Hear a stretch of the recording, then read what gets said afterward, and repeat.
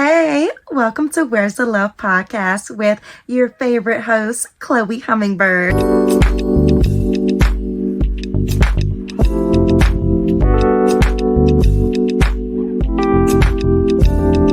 If you don't already know, I'm an actor, dancer, model, and multidisciplinary artist extraordinaire. If you haven't already, please like and subscribe as a new pod. It really helps. You can find this podcast on Apple or Spotify and also YouTube for the video version. The video version is specifically only on YouTube. I want to shout out 3 artists that really helped me get through this whole crazy grief journey that I have been on and am still on, if I'm being honest.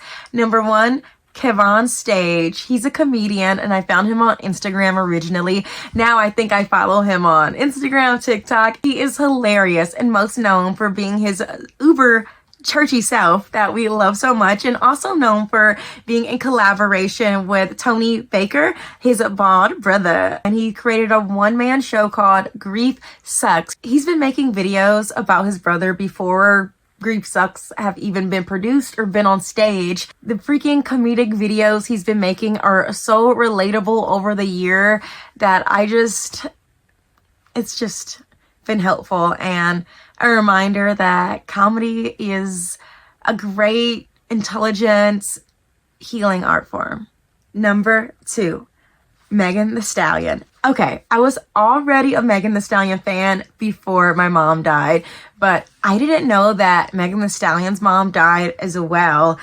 And when I found that out, I felt already so much connected to her as an artist. Very parasocially, I did not know these people personally, okay?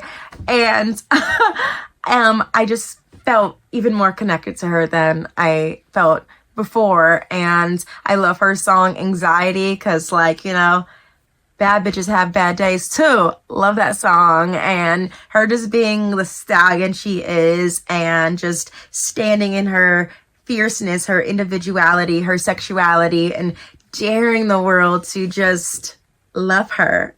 I love that. And it's inspiring. And I also watched the documentary that she produced that's on Netflix. So I believe she was involved in production. Correct me if I'm wrong. Drop it in the comments, okay? Watching that documentary was so eye-opening because I didn't know everything that she went through happened soon after, within the 1 or 2 years after her mom died. And that line she said in the documentary stays in my head so vividly when she said, if my mama was still alive, I wouldn't know any of these people, half of these people. I wouldn't be in half of these situations. Bet. Preach. Everything from her softness to her suaveness to her stallionness. Megan Thee Stallion gives me life as an artist. Number 3, Jessie Woo. Jessie Woo is a YouTuber, singer, content creator, artist, another multidisciplinary artist that I stumbled upon on YouTube. I don't know where, when, how I actually stumbled upon her page, but definitely in the past year, I have been one of her main supporters and fans of her YouTube channel, okay? Everything from her content and commentary and critique on Love Island and Love is Blind to what's happening in politics and pop culture in the blackity black world. The way she produces her content with such originality and individuality inspires me as an artist and new content creator and a YouTuber myself. Oh, and that reminds me, don't forget to like, subscribe, and comment if you want to build some community. She is just a ball of ADD light, okay? She says she has ADD, so don't come for me. Sometimes her delivery could be a little, a little harsher than I would deliver it. But, she's a sensitive Cancer water sign and a comedian, so don't hate the player. Hate the game. She always keeps it real, always keeps it funny, and she always says, she's never wrong.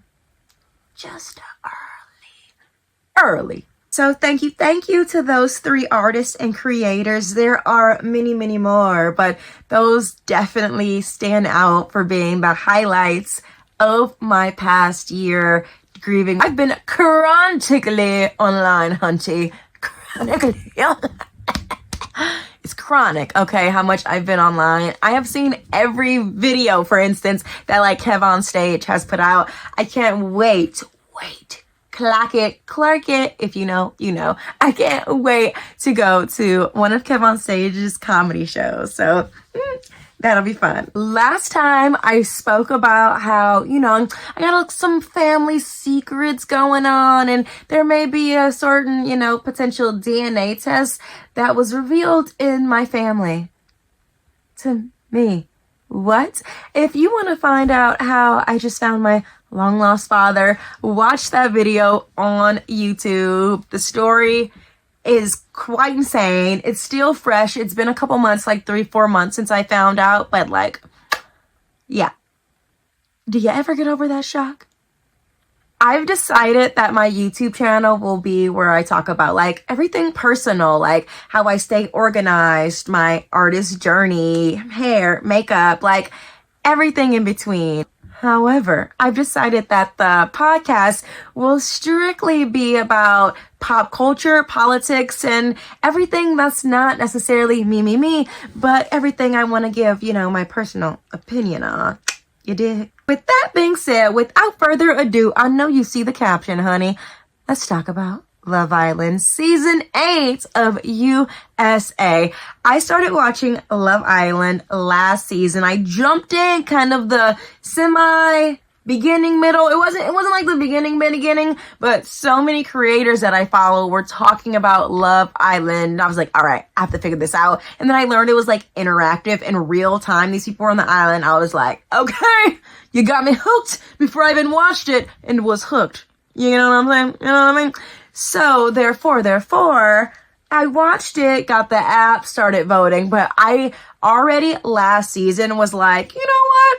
I want to start a fresh season actually from the beginning so I can feel like I'm with my islanders, with my people, and like really vote from the beginning, you know? So in between that time, between like finishing season 7, I watched season 6, then season 5, and now I've seen all of season 8. So in order, now I watched it out of order. Obviously, if you can't tell, I watched season 5, 6, 7, and now 8. And I must say, season 8 is among the most boring seasons that I have ever seen in my life. Although I've only been watching Love Island for a year and I say my life, but okay, I digress. Anyway, anyhow, it's so boring. And I'm like, where are the dates? Where are the challenges? It was so boring that I was like, okay, maybe I should like watch Love Island UK. Let me get back to the blueprint. What is the show actually supposed to be? So I am currently watching Love Island UK season 5 because they say like that's the last of the original formula. At least when I say they, that's like what the TikTok streets say. You know what I mean? That's what they're saying. They're like, Love Island UK is the last of the original formula. It's also like the last of when they are allowed to drink alcohol. Apparently something like crazy happened with the alcohol situation. So like, I don't know if they're saying something crazy happened that I just haven't seen yet. I'm only on episode like 18, 19. Or if something happened involving alcohol because the guy, Sheriff, something like that, his name, he got kicked off because I think I read an article, correct me in the comments if I'm saying this incorrectly, but I believe that I heard and I read that what had happened was he kicked some girl in the groin and said like, crotch shot. No, he said a more derogatory term. What's the cunt punt or something like that? And that's like a word you're not allowed to use on Violent. I think they have like a select few words you're not supposed to use or something. Look it up, y'all. Look it up. If I am wrong, I'm open to accountability. But if my memory serves me correctly, that is why he got kicked off. And maybe what they're referring to in terms of alcohol and why the Islanders get so little alcohol on the show now and they're monitored. It kind of feels like when I'm watching it, they're like, let's get a drink, as if there's like an unlimited bar on set of a Love Island. I feel like they thought that like, hey, everyone's adults here. Let's trust them. We could trust them with alcohol, right? Not always the case. Just because someone's an adult doesn't mean that they know how to handle their liquor. Again, I'm not sure if alcohol was involved in the little situation I'm referring to, but in general in life, I'm an American. We can see in everyday life how the average man don't know how to handle their alcohol. Speaking of which, I'm currently in Washington for a few more weeks, and I swear, not Washington, but like Oregon, which is right next to Washington. If you don't know, you don't know. If you know, now you know. Welcome to the Pacific Northwest. People drink so much alcohol here. I think I heard like there's something in Bend, Oregon, like more breweries per capita than like anywhere in the country. Like that's what I heard on the streets. Like an average Friday night or average weekend is like seeing people passed out on the street. Like it's not okay. Like, and I must say there's a certain demographic that it's all about. Like, I come from poverty, okay? I know poverty alcoholism. Poverty alcoholism is nothing compared to the everyday white man's alcoholism.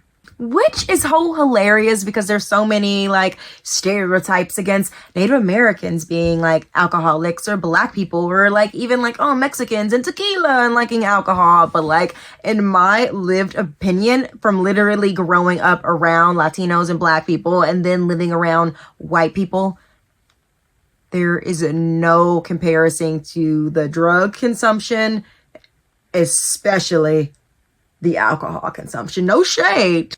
I'm just speaking tea. Speaking tea. Did I get distracted? Yes. Back to Love Island. So this will be as full and complete and comprehensive review of Love Island Season 8 as possible. I will not be including any updates or anything that the Islanders have been up to after the villa. Okay, I'm going to save all that after the villa, post-villa stuff for another pod because we'll have plenty to talk about in this pod. Oh, here? Okay. And of course, the reunion comes up, I believe, August 31st. Fact check me. Hold me accountable if I ain't already accountable for myself. I just checked. I'm right. I love being right. Okay, so August 31st will be the day of the reunion. So after that, I'm going to be, recapping all that reunion stuff. But in between this episode and that episode, I'll be giving a whole comprehensive review of where they are now, what each Islander, has been up to. Are they still together or are they still together? What agency are they signed with? What city are they living in? Who is their new roommate? So stay tuned for that and more if you're a Love Island head. And even if you are not a Love Island head, stay tuned for the story time because stories are fun. Guys, before the season even starts, someone gets eliminated from the show because something leaked of them saying the N-word. Vanna Vasana, honestly, I'm not even gonna try to remember this girl's name because why would I want to remember the name of a girl who was eliminated before the show started for saying the N-word? Moving on, just like Love Island did. Oh, yeah.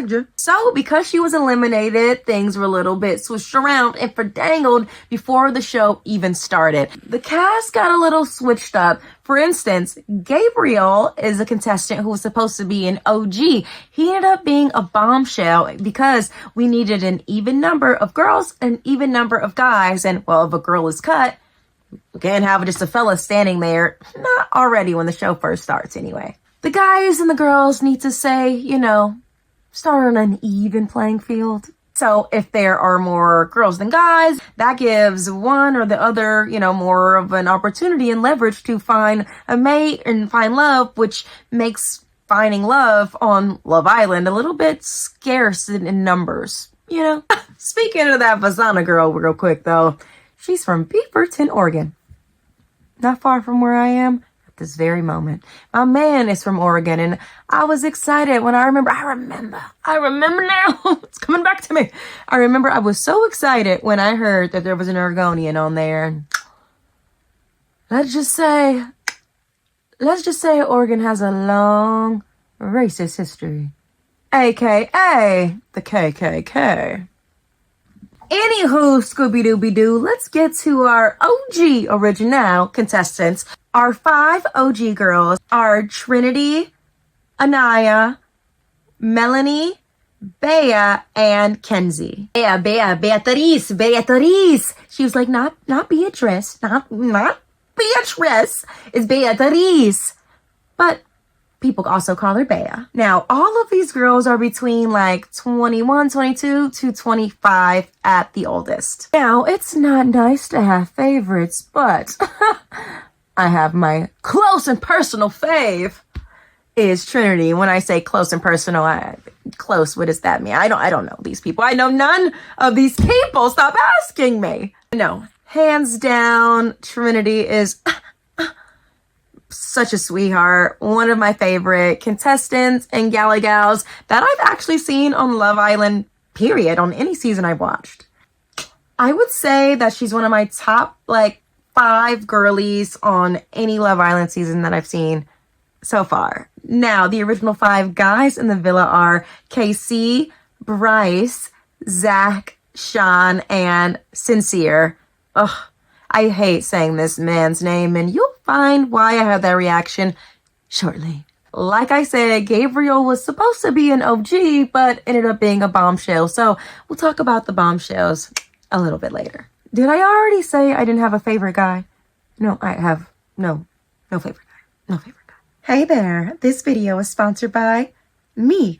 I'm an actor, dancer, and model. Follow me for all kinds of content, including dance videos, acting clips, and lifestyle videos ranging from lifestyle tips and fitness to use in your everyday life. So stay tuned, and what are you waiting for?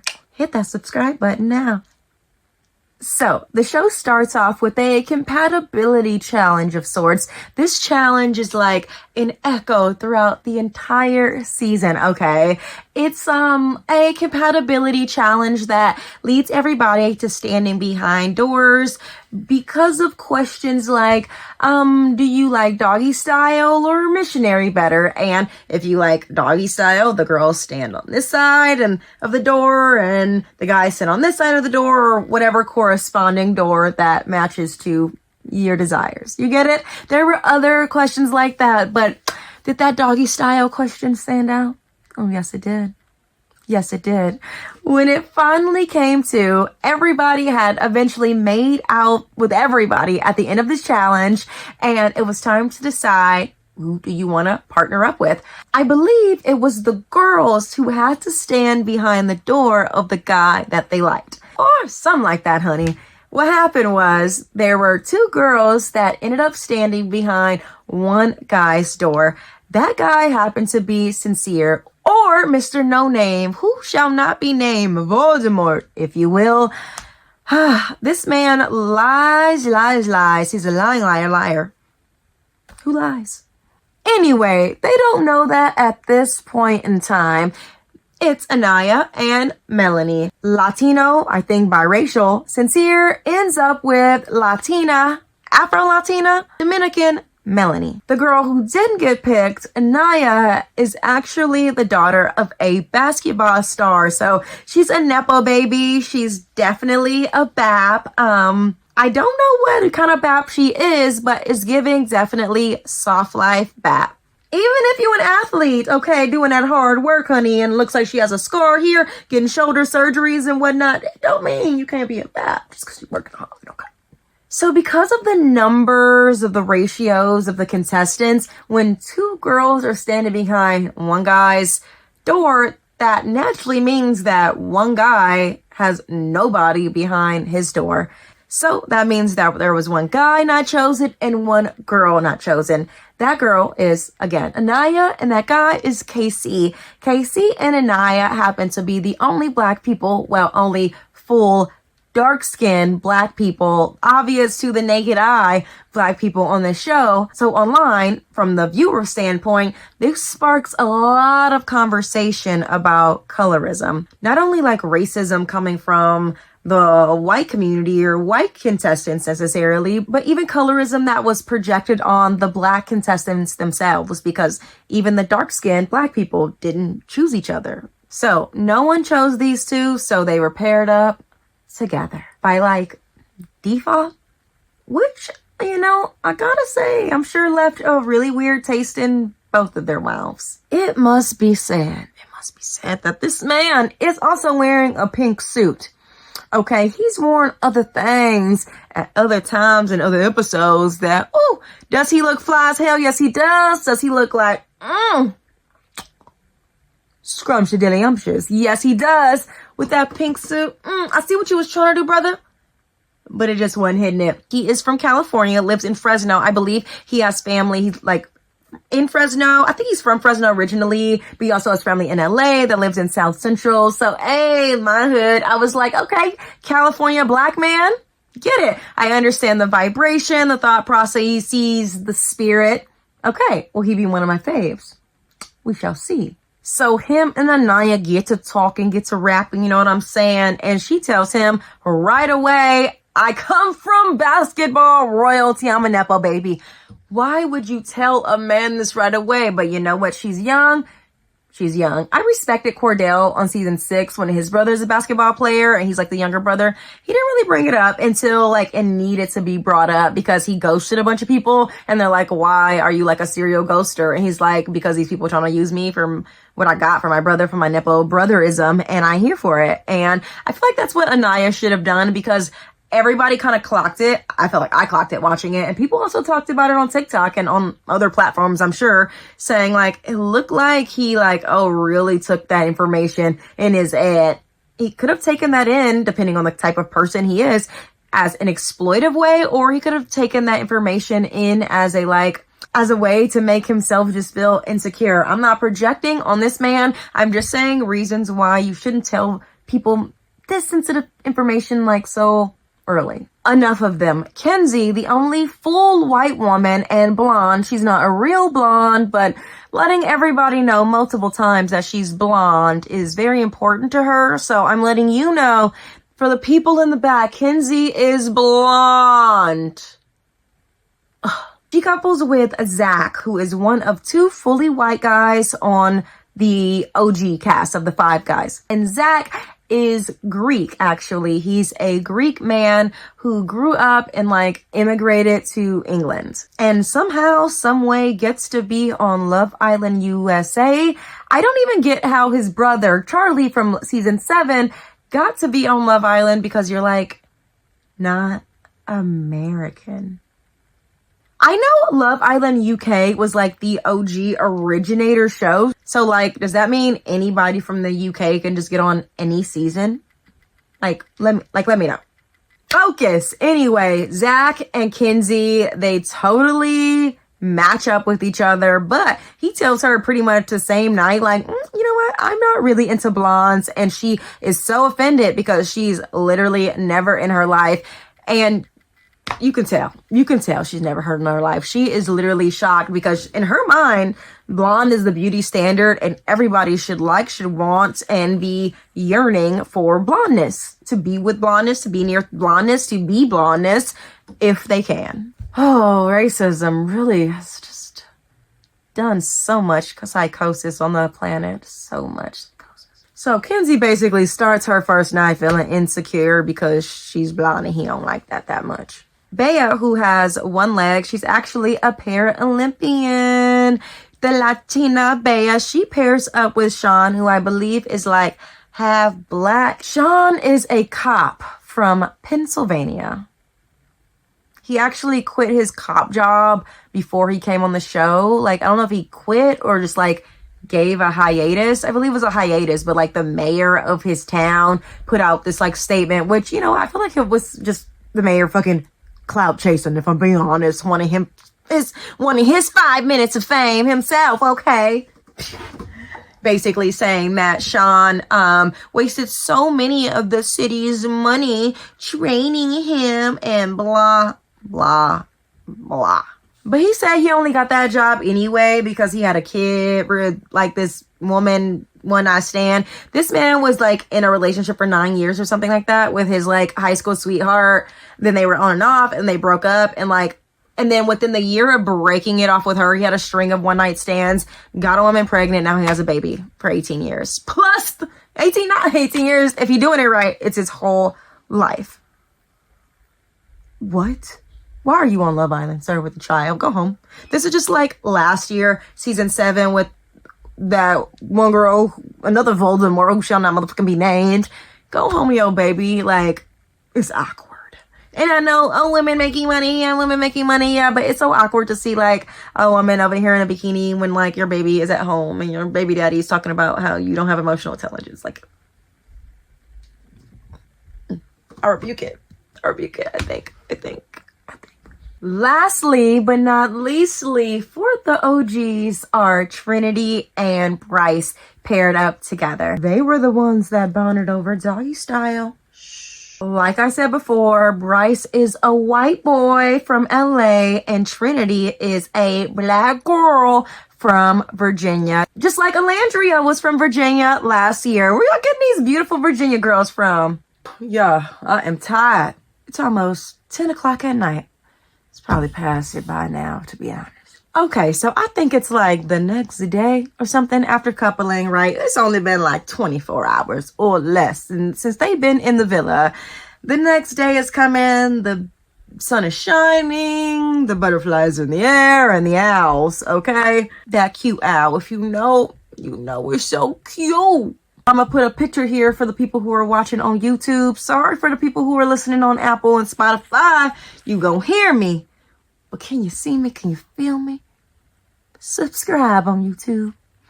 Subscribe. On the second day, the most significant thing that happened was there was a recoupling. Oh, gagged everybody in the villa, okay? There was like a little challenge of sorts. Like, I think it was like a blindfold. There was a situation of sorts, where two new bombshells enter the villa. It was Gabriel again for the third time. He was supposed to be an OG, but now he's a bombshell, and he's actually from Brazil, but I believe he's going to college in America, which allows him the reins or whatever to be on Love Island USA, which makes sense to me. Why Zach, Mr. Greek, you came in, is here? I'm confusion. Ariana Madix, the Ariana Madix from Vanderpump Rules royalty. She's been on Broadway. She's an amazing host. I think she's nominated for an Emmy for her hosting right now. She has done so much in her career since Vanderpump or her bartending days. As our fabulous host, she tells our islanders that whoever wants to do some more exploring and want to be like, Dora Explorer in this joint, that they can go ahead and enjoy a sexy overnight getaway in the Hideaway. I believe that Gabe went with Trinity and Kata is from New Hampshire. She's a Haitian beauty. Her dad is Haitian and she got a white mama, and she got to spend the night with both Zach and Bryce. Now, it is clear from the jump, she ain't feeling Bryce, okay? She gave him the boot when they shared a bed 3-way. It was very awkward, but a girl's gotta do what a girl's gotta do. A no is a no. You dig? But conversely, she was feeling her some Zach. I ain't gonna lie. Zach do got a nice chest. He's do got a nice body on him. It's that personality. I can't stand a Scorpio man. And an immature Scorpio man will ruin you. During a challenge, Melanie finds out that Mr. Sincerely Insincere has, known to talk to other girls, be chickadee chatting up a sister or two while he's in a relationship with another girl. Melanie's whole face contorted. Check the hilarious memes online of all the facial expressions and head contortions Melanie does. There's so many funny videos. People were saying the girl may turn her head 360 all the way around like they do in the scary movies. So funny. And there's speculation that was the moment she declared war. The man hadn't even done anything to her yet she was already preemptively checking things out. Speak about a Scorpio. A Scorpio woman is highly intuitive, even if they're not, emotionally mature enough yet to check themselves when they need checking. They are intuitive. There's magic there. So she wasn't crazy for right away. Those were her ancestors telling her, will it end, sister? This one may not be for you. Melanie is further disturbed when Sincere pulls Kata for a chat. It's clear that Kata's not really feeling him that much, and Sincere, I would have thunk if Kata gave Sincere some play, like, obviously, of course, he would have given some play back, but because she wasn't really feeling it, it feels like he was pulling back, Even though there was nothing there, and even though there wasn't a spark, Melanie got super insecure by the mere presence of another woman, especially a woman that looks like King Kata in the villa. They call Kata King Kata online because there is a video circulating around of when she got in a fight in high school and punched a girl in the face for beating up her friend. Turns out, according to Kata's mama, Kata only did that or stuff like that because those girls were racist and ended up calling her and her friend the N-word. There were also a lot of black girls and white girls alike coming in defense of Kata who don't even know her, saying that New Hampshire is notoriously right. Okay. They racist. And they're known for calling anybody who just doesn't look like them the mean girl. But after what happened on this villa, we'll get to that. She and these others may indeed be mean girls.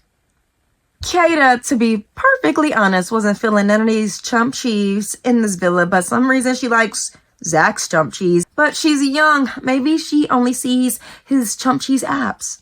A recoupling happens, and Zach ends up recoupling with Kata, leaving Kenzie single and vulnerable. And Gabriel partnered up with Beatriz, with Bea, leaving Sean, the cop, vulnerable. Like Erica Hart said, I don't want to see cops experiencing pleasure. Ew. Next challenge is the boss bitch challenge, which every girl has to do a little sexy dance of sorts and then go into a box and make out with a new hot tamale, tall as fuck bombshell, a biracial man. I believe he's half black, Jamaican, and Japanese, I think it was, he said. He's Jablasian. Okay, I'm right. I was right. I'm also seeing something saying he's also Chinese, but I heard him say that he was Jamaican, he was Japanese, and black. So I'm sticking with that. Anyway, Corbin's a Jamaican man, and we can kind of hear it a little bit. It's like he's trying to hide his accent and sound like he's from Miami because he currently lives in Miami, but I think he's actually from Jamaica, born and raised. This young man is a fresh 21 years old, and I believe he just graduated college. Kenzie's another one who I believe also just graduated college. Oh, in case I didn't say it earlier, the girls are all between 21 to 25, but the guys are between 21 to 29. Sean and Bryce, I believe, are 28, 29, the oldest in the group. Which I personally don't mind myself. I would love to see a more emotionally intelligent Love Island. It's so sad to see young 20-year-olds who don't fully know themselves go on national TV and make decisions that'll stick with them for the rest of their lives. It's kind of awkward. So I would like to see, honestly, 25 to 35, if I'm being honest. Anyway, all the girls go into this booth, sees him. It's a secret. They all make out with him. Don't tell the guys, and they go back out and make out with their couple. Isn't that grimy? So crazy. I don't even think it's their couple. I think you can literally make out with anyone of your choice. Nothing really of note happens in this challenge, except for obviously Corbin. Kenzie does a great dance. Actually, she's a dancer, and she does the splits a million times in this season to the points where, yeah, who knew the splits could get old? Online, they call her the Clam Slam. The last thing of note in this challenge, jealous, insecure Melanie unfortunately goes for Kata and just decides to dunk her. Oh yeah, this is a dunking challenge. What? She ends up dunking Kata for no reason and oh, it's all love. And then Kata's oh, big love. Kata, with that face card, is used to somebody trying to try her. You know what? Don't even come for me when people try to say that pretty privilege and pretty punishment ain't a thing. It's so is. Case in point, how Melanie just decided to treat Kata. Kata didn't even want her man. Kata literally says in the confessional to us, it's the videos, they can just talk directly to us. We're none of the Islanders here. She's basically yeah, girl, you just freaked out over one chat. chill. Anyway, she ended up dunking Kata, and she's like, cool. When it was Kata's turn, I believe she like dunked Melanie back or something. I can't remember that part, but what I do remember is Kata choosing Sincere, Melanie's partner, to make out with, and that did not make the already insecure Melanie happy, but I think she learned her lesson and knew she shouldn't play those games with Kata. She never came for Kata again. No, she didn't. It's honestly so infuriating in life realizing how you have to like bully your bullies, but Kata needed to come for Melanie the way Melanie came for her, because like it's literally uncalled for. I did nothing to you. My presence, me existing, makes you feel threatened and like you just went crazy. Like, not okay. You can't make people a target because you are insecure. Wrap it up. So all the girls want Corbin because you know what? No shade. He's quote unquote conventionally attractive for a man. He's light skinned for all the racist colorists out there. He's tall for all those who like that. And he has a very, very deep voice. And did we mention the abs and the shoulders and everything else? As customary on Love Island, when a new person gets in the villa, all the girls and guys like to chat with them. So I believe he already chatted with the guys, but I don't remember. Who cares about that? What I do remember is him chatting with all the girls, and they were all excited. You know what? Who was extra excited? Yeah, the boy crazy Dominican Melanie. She was super, super excited, despite the fact that she's very, very into Sincere. Like, right away. So into Sincere. She was into him so much that she was leaning a little bit too forward, blocking off some of the other girls from his sight who she was sitting next to. That rubbed a lot of girls the wrong way, especially Bea, who is known to tell it like it is. And for some reason, Bea thought it was in like her power that she needed to stand up for Kenzie and let Kenzie be the first one to talk to Corbin. Yeah, I get it. Kenzie is single and vulnerable and not in a couple right now, and therefore you can get kicked out of the island, lose out on love, lose out on $100,000, etc.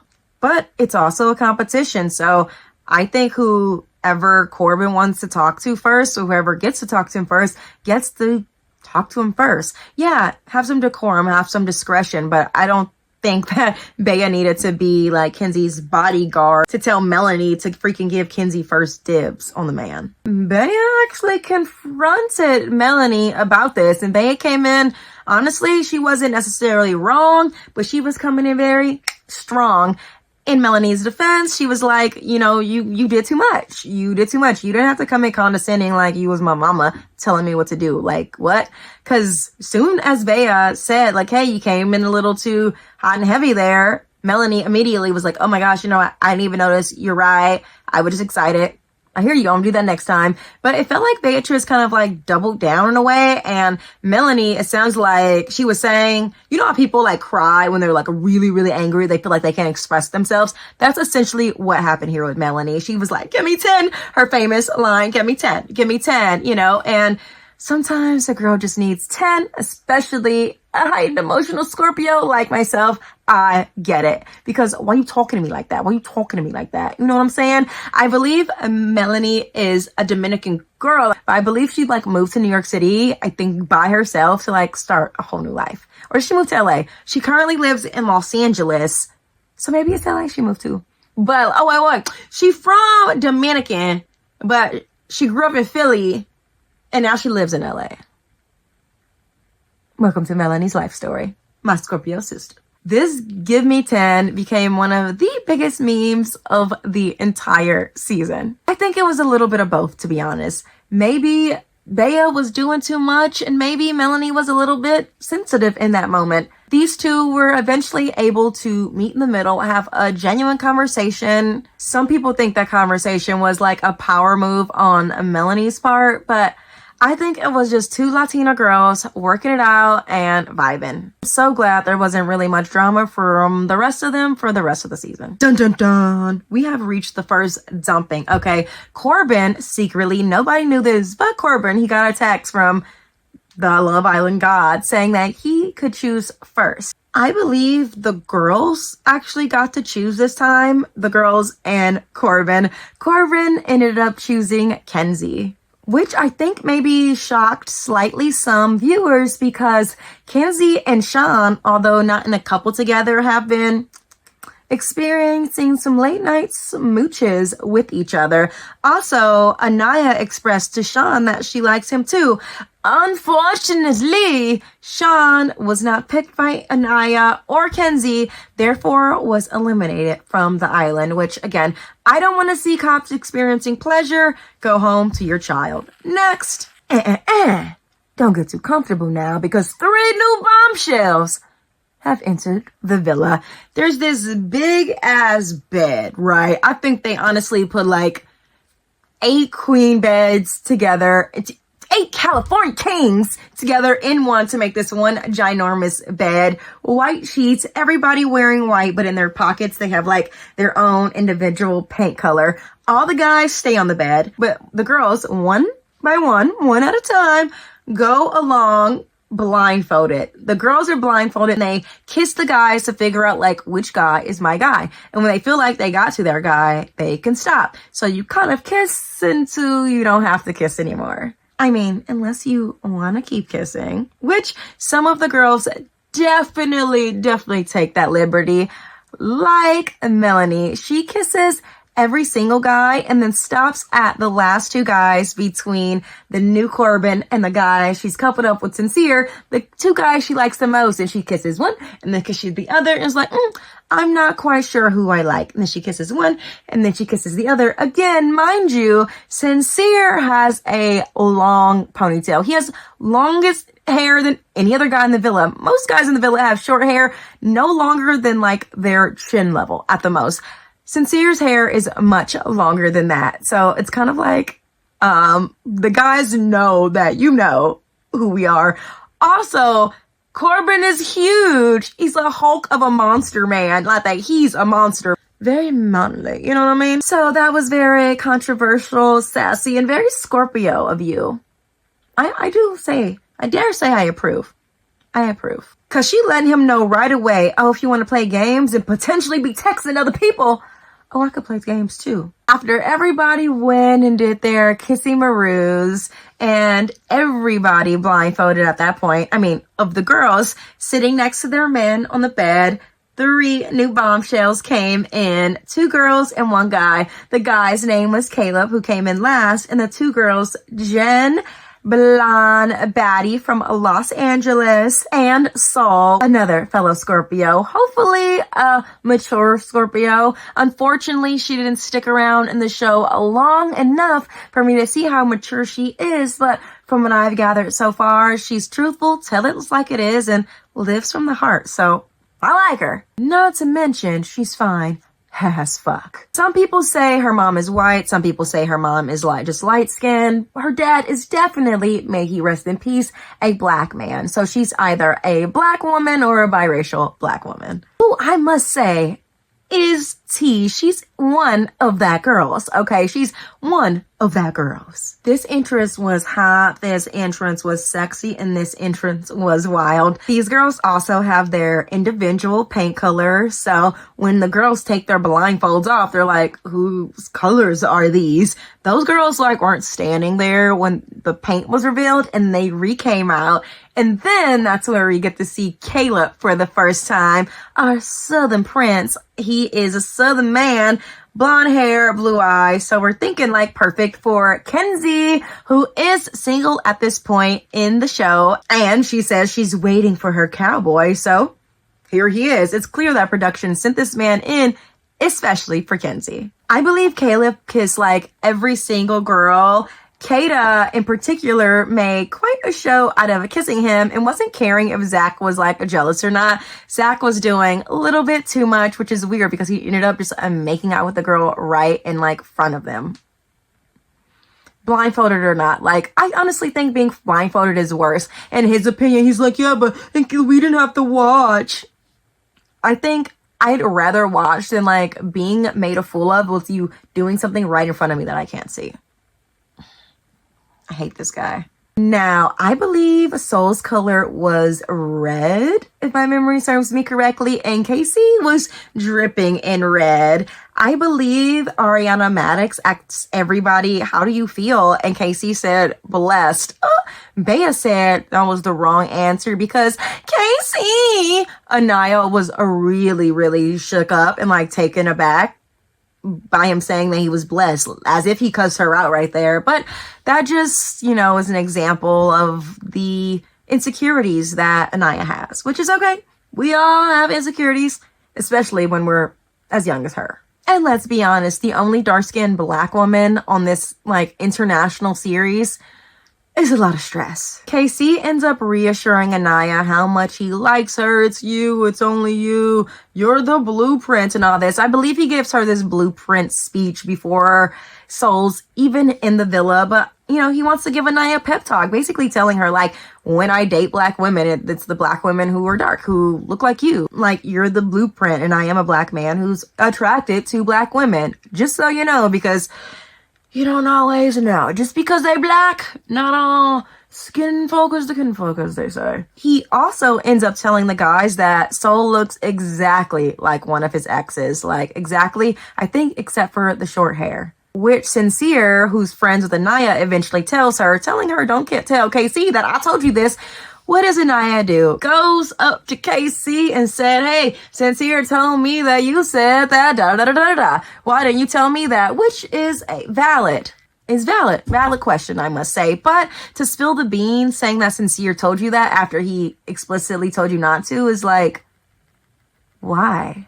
I guess that bringing the truth up here in this situation is more important than burning a bridge with your potential friend, then by all means, go for it. Bryce, who's a DJ and model living in LA, actually tells Trinity, he's partnered up with, that he knows the new girl, Jen, the blonde girl. Just so you know, Kenzie does bring up the fact that we're both blonde to Jen. She does. She, in fact, does. Spoiler alert! Neither of these women are natural blondes. I see the roots. Okay. Who you fooling? Where was I? Oh, yes. Bryce tells Trinity that he actually knows Jen from the modeling world because they both live in LA and apparently did a shoot together about a month ago. But they never dated or hooked up or anything like that. That just wasn't the vibe. At this point, everybody's coupled up, and I must say, Bea and Gabriel are hot and heavy. He looks like a really, really good kisser. Although Soul says his pheromones are kind of off and he was not the kisser for her, but he seems like a nice guy in her eyes. Gabe also kissed Jen, both of them, which made Bea rightfully insecure. Corbin and Kenzie seem to, at this point, have just a strong physical connection. One might say lustful. I don't care if it's lustful because it's literally Love Island. They're in bikinis. But the lustful Kenzie does not like to be called lustful. That's something that'll come up for her later. But as Casey says, ain't we all lustful in this motherfucker? Now Caleb, who seems like he was individually built and brought in here just for Kenzie, gets in a love triangle with Kenzie and Corbin. Kenzie says that Caleb is like her ideal type, the one she normally goes for, country boy type on paper and from the country where she's from. But with Corbin, it's clear the chemistry is there, the vibes, the lust is on point, and that it's exciting and intriguing and that she wants to continue with him. As a viewer, I and many others actually start to criticize Kenzie, not because she's literally dating two people at once. That's what the villa was designed for, people, okay? But because she essentially ends up leading both of the guys on and telling them the same things. I can picture you with my family. I can picture you with my family. I really like you. I want to get to know you. I really like you. Want to get to know you. And she was actually keeping kisses that she was doing with Corbin a secret from Caleb. Why lie? Just be honest. Caleb is honestly a reasonable guy. He seems like one of the most emotionally mature people on the villa. Now, he may be speculated as a Trump supporter, which why I got me rooting for these people? Why? Gosh damn it. Kinsey is apparently not a Trump supporter, so says her brother and family and things online. She could, by every metric of their imagination, told him the truth, but she chose not to. She kept saying like, oh, I'm not used to juggling multiple guys. I'm not used to juggling multiple guys. But she said it so many times that it started to feel like she was loving, like thriving on the power of like having these guys chase after her. She also said many times that she likes to be chased, like she's a gazelle being hunted, like that's the kind of guy that she likes. And she didn't feel like she was being hunted by Caleb. But Caleb's like, why would I hunt you when it kind of feels like you're vibing on this guy more and I just got here? Which again is a fair point. Caleb says he's not used to openly dating a girl who's dating another guy, at least not knowing about it when he's like right there. Which for anybody would be a really weird situation. Even polyamorous people struggle with this. Melanie and Sincere continue the drama of their freaking emotional roller coaster of a relationship. And to be honest, as a viewer, although this was one of the most boring seasons I've ever watched, if it wasn't for freaking Melanie and Sincere, we would have nothing, frankly, to talk about the entire season or online. It's clear that they really like each other, but when people like each other that fast, I have to always ask, like, is it them you like, or are you liking your projections that you're trying to manifest through them? Do you like the person that they are, or do you like the person that you're projecting onto them that you think that they are? Anyway, they are our most messy couple, but while we have a messy couple in the forefront, we have a couple quietly getting stronger in the background. That is Trinity and Bryce. Bryce feels that, like, Trinity, do you even like me like that, girl? And granted, in the beginning, she didn't. She was figuring out, like, how she felt about him and, you know, if she wanted to truly be vulnerable and open up to this man, especially a white man, something she's never experienced before, let alone on freaking national TV. Now let's talk bromance. Zach and Bryce are clearly the two closest guys in the villa, and some people online think a little bit too close, maybe. At first, you know, it's one of those things that guys do like girls do. There are hugs and jokes, you know, the sexually hilarious variety. And then as the episodes got on, the touching and things got a little bit more explicit. And, you know, not homophobic over here. If these were two gay guys, go for it. But it's really awkward when it's kind of clear that Zach doesn't like Trinity and he loves Bryce and kind of seems like he wants to shoo Trinity away so he can be closer to Bryce. That's when it starts feeling a little bit like, why are you in a competition with this black woman over this man's affection? There's even one creator online, I believe her name's the YV Edit, and she talks about the touching that Bryce and Zach do together, but like moreover, the touching that Zach enforces on Bryce as a sort of like dominance male power play of sorts. Because if I can like big dick you and yank and jerk you around, then like it proves that I'm the masculine one in the room. It doesn't matter how emotionally intelligent Bryce, you know, seems to me on the outside and seems to a large number of people on the outside. Emotional intelligence doesn't seem to be something that someone like Zach values as like a strong trait within a man. It's something that I think he probably like will laugh or like poo-poo on. So when Zach saw Bryce's wang thing, yes, I do mean that wang thing, in between his pants, Zach's jaw drops to the floor because he's like, I am not computing. You have a big wang thing. Your thing that's like a chub, your like flaccid penis is like double the size of my fully erect penis. Like, and I think in Zach's mind, he's like, how can you be that, like, sort of, he's in, Bryce is a cancer man, so how can you be that sensitive as a guy but have a thing that big? I think in his head and a lot of men's mind, they think like, if I had it, if I was this tall, if I was this strong, if my dick was this big, this is how I would act in the world. And I get that kind of all the time too. People act like people treat me because if I look a certain way or if I have these certain abilities as a dancer, they're like, why aren't you doing this or this with your career? And it's like, that's not for you to say. Like, I'm just doing me. People feel like if they had it, they would be doing it, whatever it is, better than you. FYI, in addition to this podcast, I have yoga videos and lifestyle videos on my YouTube page, so catch me there.